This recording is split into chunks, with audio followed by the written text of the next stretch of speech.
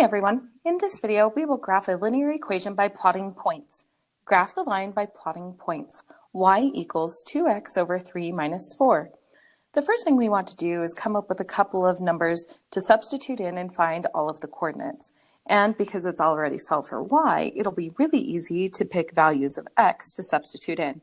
So I'm going to make a little table here, x and y, and pick some x values. I see this is divisible by 3, so it'll be really nice if we pick numbers that are evenly divisible by 3 as well. My favorite number is always 0, so I'm going to pick that one. And then I'm going to pick 6 and -3.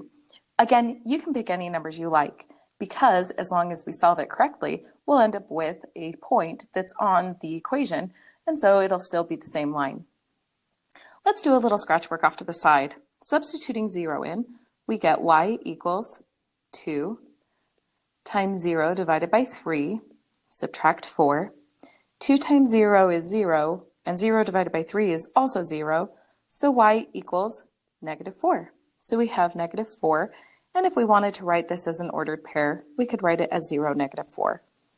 The next number, again, let's do a little scratch work. We'll substitute 6 in, so we get y equals 2 times 6 divided by 3 minus 4.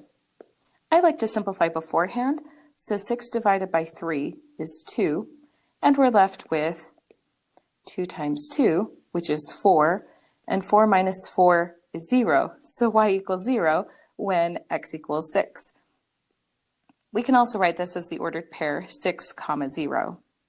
For the last one, we'll substitute -3 in for x, so we get y equals 2 times -3 divided by 3 minus 4.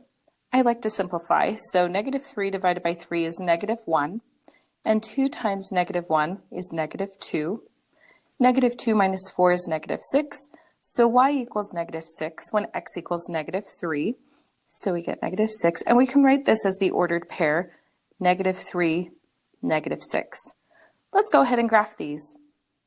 The first one is 0, -4. So we start at the origin, and the first coordinate tells us which direction to go in on the x-axis, left or right. And since it's 0, that means we don't move left or right. So we'll stay right there in the middle, and then we move in the y direction, -4. So down 1, 2, 3, 4, and there's our first point.